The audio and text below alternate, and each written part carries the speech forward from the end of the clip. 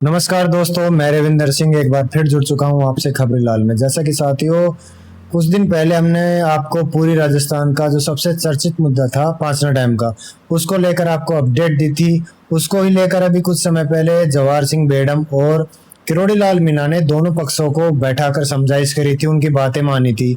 6 तारीख को पानी खोलने का अल्टीमेट उन्होंने दिया था। 6 तारीख को पानी उनके द्वारा खोल भी दिया था, परंतु किसी कारणवश गेट में समस्या आने के कारण मीणा पक्ष के द्वारा आसपास खंडीप और खंडीप के आसपास के गांवों में सड़कें जाम की गई थी। उसको ही लेकर हम जो पासना बांध पर धरना दे रहे थे, गुजर पक्ष के लोग हैं, उनसे बातचीत करेंगे। क्या कारण था? क्या वाकई में पासना बांध का गेट रोका गया था या फिर कोई और कारण था? उसी बारे में हम आजाद समाज पार्टी के कार्यकर्ता कह लो या उभरते नेता कह लो, उनसे बातचीत करेंगे कि क्या कुछ कारण था। नमस्कार। सबसे पहले तो मैं आपके न्यूज चैनल खबरीलाल को धन्यवाद देता हूं, और आप इतनी तपती धूप में जब से हमारा ये पांचना मुद्दा शुरू हुआ था तब से मैं आपको देख रहा हूं। आप और आपकी समस्त टीम गांव-गांव, डोर टू डोर गांव की ओर जा करके संपर्क कर रही है, हर मुद्दे को एक गहनता से देख रही है। जैसा कि आपने अभी क्वेश्चन किया था मुझे कि पांचना जो समझौता हो गया उसके बाद में क्या प्रॉब्लम्स रही जिसकी वजह से दोनों समाज फिर एक दूसरे के आमने सामने और नौबत सड़कों तक आ गई थी। तो इसमें क्या रहा, मुद्दा ये था कि अपन का जो समझौता हो गया सरकार से, समझौता होने के बाद में जिस तरीका से पानी को डिस्ट्रीब्यूट किया गया दोनों ही सरकारों की ओर से, तो उसमें ये प्रावधान रखा कि सबसे पहले तो जो गंभीर नदी है जिसका मूल संपर्क है उसको पानी जाएगा। उसके बाद में जो हमारा बांध के आसपास का जो क्षेत्र है, 39 कैचमेंट एरिया बोल लो चाहे 39 गांव बोल लो, उनकी जो पहले की पुरानी नहर थी उसमें भी पानी दगा करके चेक किया जाएगा। तुरंत डीपीआर वगैरह कंप्लीट करके, डीपीआर उसी दिन कंप्लीट करवा ली उन्होंने, क्योंकि शासन के हाथ बहुत लंबे रहते हैं। तुरंत प्रभाव से सारे अधिकारी ठेकेदार बुला करके टेंडर चालू कर दिए थे और डीपीआर वगैरह कंप्लीट हो गई थी। 6 तारीख का हमें हमारे जो संघर्ष समिति थी उसको टाइम दिया था कि 6 तारीख को आपका भूमि पूजन भी है और पानी की निकासी तीनों क्षेत्रों में की जाएगी। तो उसमें कुछ नदी को पानी निकाल दिया, हमारे लिए पानी निकाल दिया। हमारा तो कोई इश्यू था नहीं समाज का किसी तरीका से। हाँ, सोशल मीडिया के लोग भी देख रहे हैं, शासन प्रशासन को भी पता है, और जो हमारे विपक्ष के जो किसान नेता है चाहे मीना समाज के लोग, वो लोगों को भी पता है कि हमारा इसमें कोई इशू नहीं है। इशू था हमारा, जब इशू था पानी मांग रहे, जब हमें हमारा हक मिल गया, हम सहमत हो गए, हमने लिख के दे दिया। हमारी चाबी जो हमको बोल रहे थे, चाबी तो शासन के पास रहती है, प्रशासन के पास रहती है, लेकिन जब हमने आंदोलन किया तो लोग बोल रहे हैं कि चाबी हमारे पास है। वो चाबी भी मतलब हमने पूरे समाज ने एक करके उनको डिसीजन दे दिया, आप कुछ भी करो। तो उसके बाद में उनको जो पानी निकाला था, एक बार तो प्रशासन के लोग, मीडिया के कर्मियों के लोग बता रहे हैं कि जब चाबी उसका गेट खुला था, एक बार खुल गया था, लेकिन थोड़ी देर चलने के बाद में फिर से वो गेट नीचे गिर गया। नीचे गिरने के बावजूद फिर दोबारा क्रेन से भी उठाने की कोशिश की, तो ट्रेन का भी जो क्रेन का पकड़ने का, आप तार के लो, रस्सी के लो, केबल के लो या सांकर के लो या चैन पुली के लो, वो टूट गई थी क्योंकि वो नीचे तक चली गई। तो कोई कारणवश दाब नहीं लगी होगी क्रेन से, या ज्यादा फंस गई होगी कैपेसिटी से। उसके बाद में प्रशासन के लोगों ने इधर से, उनको टाइम था, मीना समाज का टाइम था, तो लोगों को पानी नहीं आता। देखो सीधी सी बात है, आक्रोश तो होता ही, लोग वो भी तो लोग पानी के लिए खड़े थे। 6 तारीख को उनको दिया, हाँ, उनकी भी मांग वाजिब मांग है, तो वो लोग थोड़ा आक्रोश हो गए। आक्रोश होने के बाद में वो लोगों क्या है कि रोडों पर चढ़ गए, जाम करने लग गए। उसके बाद में प्रशासन दबाव में, आपको ऐसे मान लो उसमें कहीं कहीं प्रशासन की कमी रही थी, फिर भी प्रशासन ने पूरी रात मशक्कत की, गोताखोरों की टीम मिलाई थी, तो वो गोताखोर जैसे आए थे, आपने सीएम हमारे गृह राज्य मंत्री के मुंह से भी स्पीच सुना होगा और लोगों को से भी स्पीच सुना होगा। उसके ऊपर 2 सांप आ गए। गोताखोर जैसे वो सांपों को हटाते थे तो 2-4 सांप और आ जाते थे। आपको पता है, जब सांप बार बार आ रहे तो लोग, देखो हर कोई डरता है जान जाने से, तो उन प्रशासन के लोगों ने उसको बंद किया। फिर कहीं से मोटर अरेंज की, बड़ी मोटर आती है 200 HP की, 100 HP की, उसके द्वारा पानी दिया, लेकिन वो पानी कम जा रहा था। अब उन पता है आपको, जो दो लोगों के लिए पानी भरपूर जा रहा है, तीसरे लोगों के लिए पानी कम जा रहा है, तो लोग थोड़ा अपना पुट्ठा महसूस करते हैं कि हमने भी उतना ही संघर्ष किया। और दोनों समाजों में बैठ करके आश्वासन लेकर के मतलब रजामंदी के बाद में अपना अपना धरना हटाया। मीटिंग में भी क्लियर हो गया, हाँ भाई इसी तरीका से पानी दे दो। दोनों का फिर से भाईचारा बनने की कगार पर आ गया और भाईचारा हो गया था। इसमें सबसे ज्यादा भूमिका रही थी जवाहर सिंह बेडम जी और अपने कृषि मंत्री डॉक्टर टूलालाल मीणा जी की। तो जब उनको पानी नहीं गया तो वो और आक्रोश हो गए और उसी दिन उन्होंने धरना जारी कर दिया। धरना जारी करने के बाद में उनके लोगों ने मीडिया के सामने, उनके नेताओं के सामने सीधा ही शासन प्रशासन को गाली देने का हक बनता है, चाहे नहीं बनता है वो उनके ऊपर है, लेकिन हमारे समाज की माँ बहनों को, हमारे नेताओं को एक अशोभनीय भाषा इस्तेमाल करके गाली गलौज देना चालू कर दिया। तब हमारे लोगों में भी आक्रोश हो गया। देखो, हमारे लोगों में आक्रोश होना बाजी भी है। उनको पानी नहीं आ रहा तो उनकी मांग सरकार से होनी चाहिए, ना कि किसी समाज से, क्योंकि हमारा तो उसमें कोई रोल ही नहीं है साहब।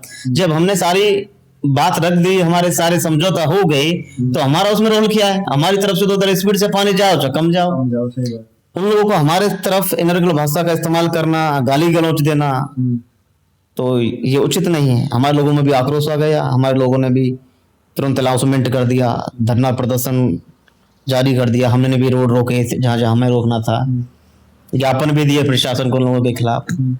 लेकिन मैं फिर मीना समाज से कहना चाहता हूँ, ये जो नए नेता बनने की आड़ में आकर लेकर के किसानों को और जो लोगों को, दूसरे लोगों को टारगेट कर रहे, गाली गलौज दे रहे, ये उचित नहीं है। इस तरीका से नेता नहीं बन सकते हैं। उनको उनकी मांग थी प्रशासन से करनी चाहिए थी। प्रशासन उनको कैसे पानी देता है नहीं देता, वो प्रशासन की मजबूरी थी। अब इसमें गुर्जर समाज को टारगेट बेवजह किया है। उनकी जो थोड़ी सभी छवि थी, क्योंकि आजकल मीना समाज के तकरीबन बड़े अधिकारी, ज्यादातर नेता मंत्री भी मीना समाज के हैं, तो सब लोग जानते हैं कि शिक्षित समाज है, लेकिन उन्होंने जो परिचय दिया वो शिक्षित का परिचय नहीं है।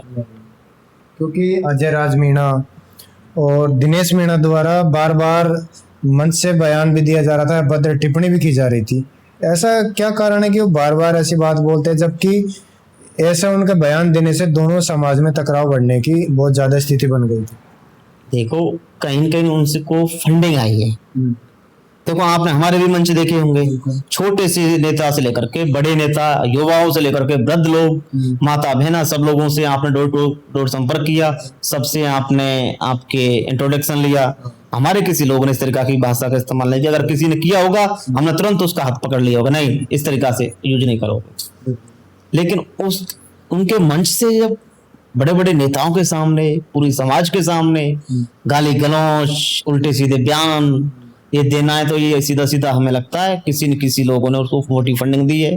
और जहां तक हमारा समझना है कि किरोड़ी जी और पायलट जी की छवि करने के लिए, छवि खराब करने, पायलट जी को टारगेट किया है किसी विरोधी ने, किसी भी तरीका से, हमें ऐसा लगता है। और हम जो लोगों से मिल रहे हैं वो लोगों का भी यही मानना है। मीना समाज के जो अधिकारी है ना, वो लोग हमसे अच्छे अधिकारी, डॉक्टर्सों से हमारा मेल मिलाप है, भाईचारा है, अभी भी भाईचारा है। वो लोग खुद कह रहे हैं कि हमारी समझ में नहीं आ रहा कि हो क्या रहा है, कहीं ना कहीं पक्षों में इस तरह का माहौल कर रहे हैं, जबकि बहुत बड़ी भाईचारे से रह रहे थे, लेकिन हो क्या रहा है। तो वो लोग भी यही कह रहे हैं कि जो विरोधी है, क्योंकि पायलट जी की ताजपोशी होने वाली थी, मीडियाओं में खबर छप गई थी कि पायलट जी प्रदेश अध्यक्ष बनने वाले हैं, तो उससे लेकर के जो विरोधी है उन्होंने, देखो जब उनको पानी का समझौता हो गया, सारा कुछ हो गया, फिर भी थोड़ा बहुत पानी पहुंच गया, अब तो पानी की वैसे भी जरूरत नहीं है, लेकिन उनकी बातों के, उनके डिमांड के हिसाब से सरकार ने पानी छोड़ दिया। फिर चलो गेट भी, मोटर लाई गई, पानी छोड़ा गया, कम ज्यादा पानी तो पहुंच ही गया उनको, और हमारे समाज से तो कोई मतलब था ही नहीं। लेकिन उसने दबाव बनाया। जो पहले जो नेता थे ना उनके, वो तो साइड हट गए, लेकिन उन लोगों ने फिर उनको छोटे नेता है जो कभी कहीं से कभी कहीं जो नेता बनने के आड़ में, उनको टारगेट कर ले लिया उन्होंने, और फिर उनको आगे कर दिया कि आप तो मुद्दा बनाओ। लेकिन मैं धन्यवाद देता हूँ टूरीलाल मीणा जी को, जवाहर सिंह बेडम जी को, उन्होंने बहुत तत्परता से रात 24 घंटे के अंदर, प्रशासन को भी धन्यवाद देता हूँ। हमने 24 घंटे का टाइम दिया कि 24 घंटे में अगर हमारी मांग नहीं मानी जाएगी तो हम रोड जाम करेंगे, सड़क करेंगे, पूरे राजस्थान में करेंगे, अगर जरूरत पड़ी तो देश के बाहर भी हम रोड जाम करेंगे। लेकिन शासन प्रशासन की क्या कुछ भूमिका रही है इस आंदोलन में? पांचना बांध के मुद्दे को लेकर क्या कहना चाहोगे? किरोड़ीलाल मीणा जी की हमेशा पॉजिटिव वो रही है, भागीदारी रही है, क्योंकि वो बुजुर्ग बड़े नेता है, मीणा समाज के बड़े नेता है। और हमारे समाज में तो देखो ये खासियत रही है कि हम हमेशा दूसरों का सम्मान करते हैं।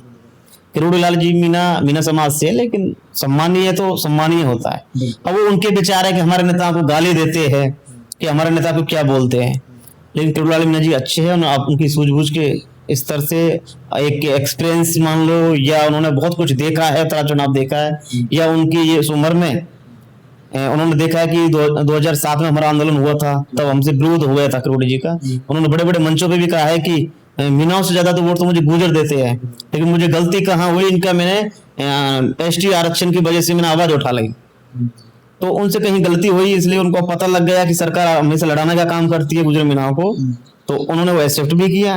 और अब की बात उन्होंने बिल्कुल परिचय अच्छे से दिया है। जब मुद्दा गर्मा गया तब जाकर के उसके समाज को हटाया वहां से, दोबारा अब फिर समझाया, और अब जो दोबारा ये मुद्दा बना है फिर किरोड़ीलाल मीणा जी आए हैं। जैसे कल वो जैसे मौजूद थे, वही समझाइश करी थी कि सड़कों पे जो भी उनके द्वारा जाम लगाया जा रहा है उन्हें हटाया जाए, जो भी उनकी जायज मांग है उनको माना जाए। बिल्कुल बिल्कुल। पिछली जो सरकार थी उसमें रामकेश मीणा खंडीप गांव के जो मंच से वहाँ पे थे उनके साथ, वो अशोक गहलोत जी के सलाहकार भी रहे। पिछली सरकार थी उनमें बार बार अशोक गहलोत जी कहते रहे पाचना बांध को लेकर डीपीआर तैयार हो रही है, डीपीआर तैयार हो रही है। जबकि भजनलाल सरकार में ये जो मुद्दा चल रहा था, अभी 40-45 दिन हो चुके थे पाचना बांध पर बैठे हुए, जो धरना दे रहे थे गुजर पक्ष के लोग, या फिर जिनकी जमीनें गई है गांव स्थापित है वो पक्ष के लोग कह लो। तो ये डीपीआर इतनी जल्दी तैयार होगी, जबकि पिछली सरकार में ये डीपीआर करते ही रह गए 5 साल तक, जबकि रामकेश मीणा जी उनके सलाहकार भी थे। देखो इसमें ये है, गहलोत जी को तो चौथी बार सीएम बनना है ना, तो अगली बार तो उसने सोचा अगर इनका अब की बार मुद्दा सोल्व कर दिया तो अगली बार मुझे मुद्दा नहीं रहेगा। और वो सलाहकार थे, ये सलाहकार के मतलब आदेश अनुसार कार्य हो जाएगा तो लोग फिर क्यों उसके साथ रहेंगे, उनका मुद्दा से भटक जाएंगे, इसलिए उन्होंने 5 साल पूरी इसी तरीका से निकाल दी। कहीं ना कहीं 2028 के चुनाव वोट मांगने के लिए उन्होंने पाचना बांध को एक साइड रख रखा था कि आने वाले चुनाव में कहीं ना कहीं वोट मांगने के लिए काम आएगा। बिल्कुल बिल्कुल, इसी वजह से पेंडिंग रखा था। अब उनके सारे मंसूबे फेल हो चुके हैं। वैसे मैं किसी दूसरे दल के बारे में नहीं बोलना चाहता हूँ, लेकिन हकीकत राजनीति यही है कि वो चौथी बार सीएम बनना चाहते थे, और उन्होंने मीणा समाज के रामकेश जी मान लो और कोई नेता मान लो, उनको साथ करके और मीणा गुजरों को लड़ाना, क्योंकि मीणा राजस्थान का ये प्रॉपर्टी रही है। मीणा गुजर मिलकर के वोट करते हैं, मिलकर के सरकार बनाते हैं, चाहे बीजेपी की सरकार हो चाहे कांग्रेस की सरकार हो। उसी बारे में मैं पूछ रहा हूँ कि अब जो 45 दिन का धरना देने के बाद डीपीआर भी तैयार होगी, भूमि पूजन भी हो गया, इसको किस हिसाब से देखते हो आप? जबकि पिछली सरकार देखो अब ये सरकार की आप कार्यशैली मान लो, या ये सरकार का बड़प्पन मान लो, या ये सरकार के शान हितैषी है, या आप ये आम जनता के जनभाव अपना को समझती है, या हमारे पूर्व राजस्थान के सीएम है भजनलाल जी, उसके हिसाब से मान लो का अपनापन है। देखो पूरे राजस्थान से कोई हो जाता है वो अपनापन है, तो पूरे राजस्थान का नहीं देश का भी अपना है। लेकिन ये देखो एक प्रॉपर्टी रही है, आज आप राजगढ़ से यहाँ चल के आए हैं, हमें अच्छा लग रहा है, लेकिन आपके गांव के पास कहेंगे वो और अच्छे लगे। दूसरी बात, हम बाहर जाएंगे कहीं अदर स्टेट और वहां आप हमें मिलोगे तो ऐसा लगेगा जैसे हमारे चाचा का लड़का है, और हम विदेश जाएंगे तो यहाँ का इंडिया का मुसलमान भी ऐसा लगेगा हमारा भाई है। तो ये एक सिस्टम रहा है। तो जब सीएम हमारे पूरे राजस्थान से है तो जाहिर सी बात है कि वो चाहता है कि मेरे आसपास के लोग लड़ाई झगड़े में ना फंसे, नुकसान ना हो, जनानी ना हो, और दोनों की जायज मांग है, विकास का काम है, तो इसलिए उन्होंने तुरंत प्रभाव से डीपीआर बनाए, दोनों की मांग सुनी, और दोनों के कार्य भी साथ हमारा कार्य भी स्टार्ट हो जाएगा, पूजन हो चुका है। इसी बारे में मैं आपसे एक सवाल और करूंगा कि भजनलाल जी ने अभी हाल ही में 2 मुद्दे सोल्व किए। एक तो पाचना बांध का जो काफी लंबे समय से चलता आ रहा था, 2008 का मुद्दा था, और एक शेखावटी क्षेत्र को यमुना जल समझौते की सौगात दी है, जो कि 32 सालों से समझौता अटका हुआ था। विपक्ष बार बार बयानबाजी करती थी कि ये दिल्ली जा रहे हैं, दिल्ली जा रहे हैं बार बार, पर वो दिल्ली वाकई में इस वजह से जा रहे थे कि वो अमित शाह जी से मिल सके और हरियाणा के सीएम से मिलके समझाइश करके ये जो शेखावटी क्षेत्र है उसमें यमुना जल समझौते की सौगात ली जाए। तो ये दो जो बड़े समझौते किए हैं भजन लाल जी ने, इनको किस हिसाब से देखते हैं? देखिए, जब ये दोनों ही पानी के मुद्दे हैं। दोनों पानी के मुद्दे हैं। हाँ। पहली बात तो नए सीएम बने हैं भजन लाल जी, तो उनके मन में पहले से ही ये था कि मुझे पूरे राजस्थान में अच्छे विकास, जल की समस्या को दूर करना है। ये सारी चीज उन्होंने समझा और देखा है क्योंकि कि किसान जूझ रहे हैं और फिर किसान है वो, तो इस वजह से उसने, और फिर वहां पर केंद्र में भी बीजेपी है और यहाँ पर भी बीजेपी है, डबल इंजन की सरकार है, और दूसरा बजट भी दोनों तरफ से आता है, बड़ी जो योजना रहती है उनको, तो वो आने में भी इजी है। और दोनों सरकारों ने मिलकर के किसानों के हित को अच्छा समझा और बहुत जल्द समय में है, अभी 2-2.5 साल हुए हैं सरकार बनके, और बहुत कम समय में उन्होंने समझौता करके और पानी की समस्या को दूर किया है। वहाँ की जनता बहुत खुश है, पूरा राजस्थान की जनसंख्या भजनलाल के कार्य से खुश है, क्योंकि बहुत गति से काम हो रहे हैं। हाँ, मानता हूँ कुछ लोग बुराइयां भी करते हैं, लेकिन धरातल पर देखा जाए तो काम होता है। हाँ, हमारे इधर भी एक्सप्रेस वे निकल रहे हैं, टीआरसीपी वाली आ रही है पूरे राजस्थान में, तो ये सब विकास के कार्य है। विकास के कार्य। अभी कुछ दिन पहले आपके धौलपुर में जगन जो गुजर जी हैं उनका हत्याकांड हुआ, उसके बारे में कुछ बताओ, क्या मामला था?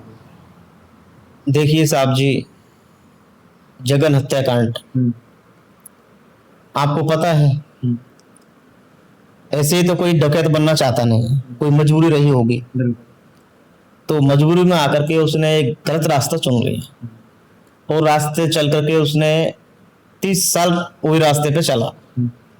30 साल वो रास्ते पे चल करके मारा कूटी, किसी को उसने मारा, किसी ने उसको मारा, ये चलता रहा। तो बहुत दिन से ऐसा चल रहा था उनका प्रकरण। अब वो लोगों ने समझा सही धरातल की जिंदगी क्या है, तो उनने शासन, प्रशासन और हमारे सम्मानित सचिन पायलट जी पे भरोसा करके, देखो बच्चों का फ्यूचर भी देखा जाता है। 2007 में गुजरात आंदोलन में उन्होंने धमकी दी थी वसुंधरा राजे को। उस टाइम पर वसुंधरा राजे सरकार ने 4 स्टेटों की पुलिस फोर्स लगा दी, यूपी, एमपी, राजस्थान, गुजरात तक की भी प्रशासन आया था कि उसका जिंदा या मुर्दा 11 लाख रुपए अलाउंसमेंट किए थे। लेकिन उस टाइम पर प्रशासन की हिम्मत नहीं हुई कि उसको जिंदा या मुर्दा पकड़ सके जगन जी को, जिस आदमी का इतना बड़ा खौफ हो। फिर भी वो आदमी सरेंडर हो गया, क्योंकि उसके परिवार, बच्चों को हर कोई देखता है। जब बच्चे परिवार से जुड़ जाता है ना नाता, तो हर कोई ये चाहता है कि हमने जो जिंदगी, देखो इन ऐसे झगड़े, ऐसी समस्याओं में, वारदातों में, आपको पता है सुखी नींद तो कहीं रहती नहीं है, कभी जंगलों में, कभी कहीं, कभी प्रशासन आता है, हमेशा डर रहता है परिवार को भी। अब बच्चे हो गए, बच्चे होने के टाइम पे उनके ऊपर जिम्मेदारी आ गई, बच्चों पे मन फंस जाता है। तो परिवार ने, उनने सबने सोचा होगा, देखो, तो उन्होंने सबने सोचा, तो उन्होंने हमारे सम्मानीय सचिन पायलट जी के से मिलकर के, हमारे यहीं से पास कैमरी गांव है, वहां उन्होंने आत्मसमर्पण कर दिया। क्योंकि बाद में न्यायपालिका और प्रशासन, उसमें भरोसा रखा जाता है कि देश के अंदर 2 ही विभाग सबसे बड़े और ईमानदार, और जहां लोग सुरक्षित समझते हैं तो इनको समझते हैं। उन्होंने सोचा जो हमने कृत किया उनकी समय सजा प्रशासन देगा, जेल देगी, भुगतेंगे, लेकिन वहां जाके सुख की नींद सोएंगे। जब हम फ्री हो जाएंगे तो अपने आके बच्चों के साथ घुल मिल के रहेंगे। तो वो अरेस्ट हो गए, जेल में चले गए। वो तकरीबन सभी केसों में बरी हो गए, क्योंकि उनके ऐसे केस थे नहीं, कुछ तो वैसे केस लगा दिए, कुछ केसों में उसने सजा काट ली थी, तो बरी हो गए। बरी होने के बाद में अपने घर पे आ गए। तो एक कोई छोटा केस था उनका, तो कोई अपना बाड़ी का एसोचो था, तबाड़ी बोल के, उस एसोचो ने उनका 3 लाख रुपए विरोधी पार्टी को देकर के राजीनामा भी करवा। तो आपको पता है जब राजीनामा हो जाता है तो दोनों पक्ष फ्री हो जाते हैं, घर जाओ कहीं भी जाओ। लेकिन उस एसओचओ की गलती ये रही कि उस एसओचओ ने तुरंत हवालात में रख दिया। तो हवालात में रखने का भी एक नियम होता है कि 24 घंटे के अंदर 151 में या तो कोई उस पर केस या कोई मुकदमा कुछ मिलना चाहिए, अन्यथा उनको छोड़ा जाए, बरी करना चाहिए। अगर कोई मुकदमा है तो उसको जेसी भेजा जाए, जज के पास देकर के जेसी भेजी जाए। लेकिन 24 घंटे के बावजूद क्या 7 दिन तक उसको हवालात में रखा, 7 दिन तक, जबकि ये नियम है नहीं। और 7 दिन के बाद में कहीं बाहर ले जाकर के उसको आर्म एक्ट का केस लगा दिया।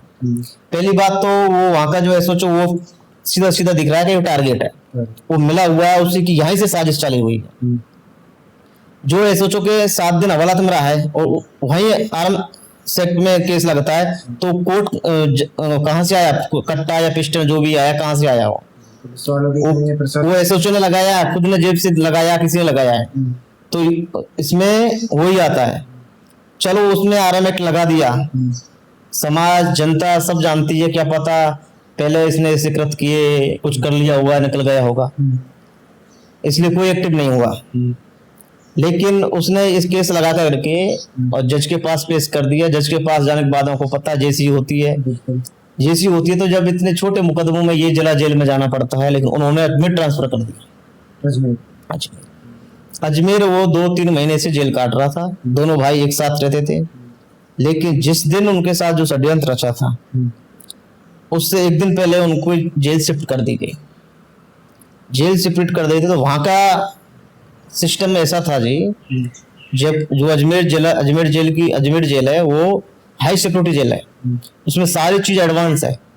अगर वहां पर जो कैमरा लगे हुए हैं, अगर वो कैमरा अभी बंद हो जाता है, तुरंत संज्ञान में लिया जाता है।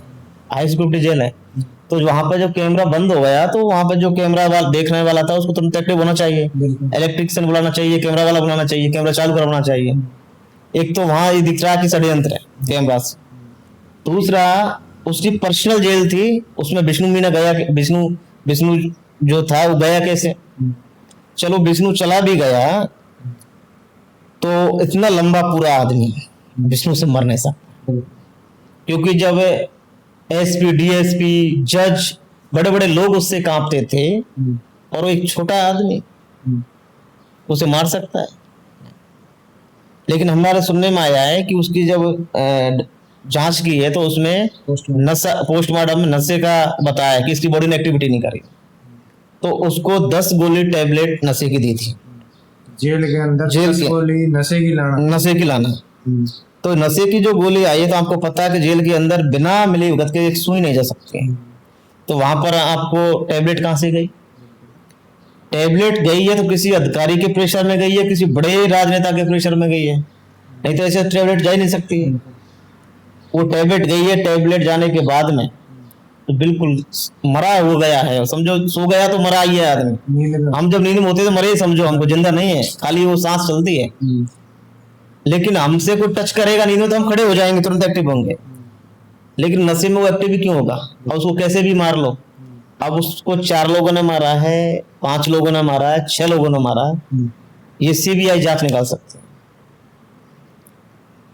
तो इसमें मुझे लगता है कि वहां का फिर उसके बाद में हमारा पोस्टमार्टम हो गया, वहां पर हमारे जो प्रहलाद खटाना जी थे उनके साथ समझौता हो गया, लिखित समझौता हो गया। उसके बाद में डेड बॉडी को लेकर के हम धौलपुर आ गए। उसके बाद में वहां का जो एक एसपी अग्रवाल है अजमेर का, वो जिला जेल के अंदर गया, और वहां उसका भाई पप्पू था, उसको टॉर्चर किया मानसिक रूप से, जगन जी के भाई को। तो ये इसमें सीधा सीधा लगता है कि वो एसपी भी लिप्त है। देखो, जब उनका हादसा हो गया तो उनका तो फर्ज नहीं बनता कि उसके भाई से जाकर के कुछ कहने का, अगर वो ईमानदार सही नेता होता था। लेकिन वर्दी की आड़ में वर्दी का इस्तेमाल करके, दुरुपयोग करके, और उसने वहां उसको मानसिक रूप से प्रताड़ना करने का काम किया। जो जगन जी जब पप्पू जी यहाँ पर उनके दाह संस्कार में आए थे, तब पप्पू जी ने ये कहा था कि मुझे वहां पर एसपी ने टॉर्चर किया, प्रेशर डाला। तो जहां तक मेरे संज्ञान में है कि ये 4-5 लोग तो बिल्कुल दिख रहे हैं। यहाँ का थानेदार, वहां का जेल का प्रशासन में जो मेन सुपरिटेंडेंट रहता है, उसके बिना कुछ नहीं जा सकता। और वहां का जेल में नशे की 10 गोली गई है। और वहां का एसपी, ये 3-4 लोग तो बिल्कुल दिख रहे हैं। और एक डॉक्टर भी बताया है कि डॉक्टर ने गोली दी है, डॉक्टर ने गोली दी है। तो ये 4 लोग तो बिल्कुल दिख रहे हैं। अब हमारे लोगों ने सीबीआई की मांग की है। अब तीये की बैठक थी, उस दिन बहुत हमारा पूरा समाज इकट्ठा हुआ था, लेकिन प्रशासन ने हमें टाइम दिया था, तो उस टाइम की वजह से हमारा टीए का जो बैठक था वो 2 दिन पहले था, तो सब समाज ने सहमति ली कि जो टाइम दिया उसके बाद में कर सकते हैं ना। बिल्कुल। अब उनका वो टाइम निकल गया। अब हमारा पगड़ी रस्म के दिन हमने फिर पंचायत रखी है। पगड़ी रस्म में हमारे यूपी एमपी राजस्थान से सब जगह से लोग आएंगे, तब हम कुछ डिसीजन लेंगे। सीबीआई की मांग पहले भी की, अभी भी सीबीआई की मांग करेंगे, क्योंकि सीबीआई है जो निष्पक्ष जांच करके और उन लोगों का नकाब उतार सकती है। जगन जी तो मैं मानता हूँ वो क्राइम वाला वो डाकू है ही नहीं। असली डाकू तो वो है जैसे मेरे जैसे कपड़ों में यार कितनों का इस तरीका से शोषण किया है, कितनों के साथ ऐसा षड्यंत्र रचा है। तो ईश्वर भी क्या सोचता है कि जो जगन जी ने किया वो तो उसको मिल गया है, लेकिन ऐसे लोग हैं जो सफेद कपड़ों में जनता की सेवा करना चाहते हैं और जनता जो उनका विरोधी होते हैं उनको जो खटकते हैं उनको इसी तरीका से वो निपटाते जाते हैं, मौत के मुंह में डाल देते हैं। तो ऐसे लोगों का नकाब उतरना भी जरूरी है। ईश्वर भी ये चाहता है कि उनका भी नकाब उतरे, बहुत जल्द उनका नकाब उतरेगा। बहुत बहुत धन्यवाद हमसे बातचीत करने के लिए। तो साथियों, आपने देखा हमने यहाँ के जो मुद्दे चल रहे थे पानी के 5 बांध के, उनके बारे में यहाँ के स्थानीय नेता हमसे बातचीत करी। आगे भी मैं आपको ऐसी अपडेट देता रहूँगा। जब तक के लिए बने रहे मेरे साथ खबरीलाल में। धन्यवाद।